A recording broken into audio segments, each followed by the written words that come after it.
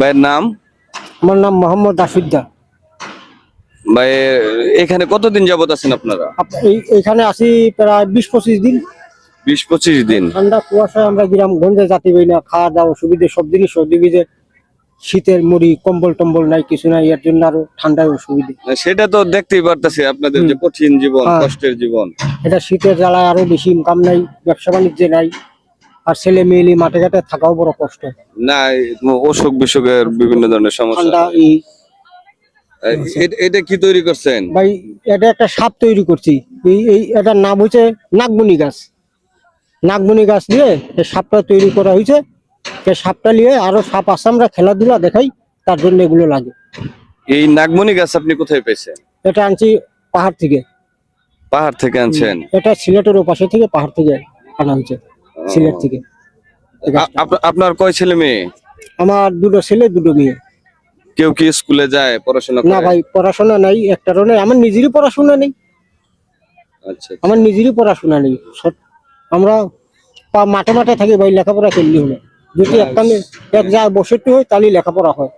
এখন মাঠে মাঠে থাকি, এখানে 5 দিন, ওইখানে 10 দিন, এখানে 15 দিন, এইভাবেই জীবনযাপন চলে, এইভাবেই চলেছি। আপনারা এমনি কি সরকারি কোনো সুযোগ সুবিধা কখনো পাইছেন? না, কোন সরকার আমাদের সুযোগ সুবিধা দেয় না। আমি সরকার আসে, বিএনপি সরকার আসে, জাতীয় পার্টি আসে, যে কোনো সরকারই আসে, আমাদের দিকেও পদক্ষেপ নেয় না। আমরাই মাঠে মাঠে ছিলি। আপনাদের কি মানে কোন ধরনের সুযোগ সুবিধা আসলে সরকার দিতে পারে? কারণ সরকার চাইলেও তো আপনাদের দেখা গেছে বাড়ি ঘরে আপনারা থাকেন না, নির্দিষ্ট জায়গায় থাকেন না, এক এক সময় এক এক জায়গায় থাকেন, আপনারা খুঁজেও পাওয়া যাবে না।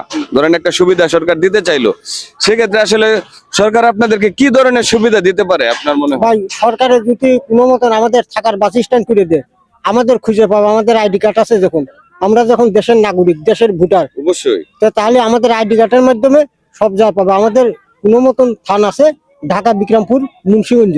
হ্যাঁ, বিক্রমপুর মুন্সিগঞ্জে আপনাদের আদি নিবাস হয় না বা স্থায়ী বাসিন্দা? মুন্সিগঞ্জ। আগে তো আমরা নৌকায় থাকতাম। হ্যাঁ। এখন তো আর নদী নালা নাই, নৌকা নাই, এখন ওই রাস্তায় রাস্তায় থাকতে হয়। আর আমাদের মুরব্বীরা তো আগে যেহেতু নৌকা কিনছে, আমরা নৌকায় চলতাম। এখন তো আর নদী নালা নেই, এর জন্য নৌকায় থাকি আমরা। আর সরকারের যদি আমাদের পদক্ষেপ নেয়, আমাদের দিকে গরিব বলে, অসহায় বলে দেখে, আমাদের থাকার কোনো বাসস্ট্যান্ড করে দেয় যে আপনারা এই জায়গায় থাকেন, তাহলে আমরা সেই জায়গা থেকে যাবো। আজকে কি দিয়ে খাওয়া দাওয়া করছেন ভাই? আজকে আপনাদের এই যে বাড়ি কমিটি সেন্টার আছে, ওইখানে বিয়ের অনুষ্ঠানে গেছিলাম। আচ্ছা, বিয়ের দাওয়াত ছিল? বিয়ের দাওয়াত ছিল, তো ওনাদের বাড়ি সাপ খেলা দেখাইছিলাম। ও আচ্ছা, ওই হিসাবে আপনাদেরকে দাওয়াত দিচ্ছে আর কি? ওনারা দাওয়াত দিছিল, ওনাদের বাড়ি খাওয়া দাওয়া করছিলাম। আচ্ছা।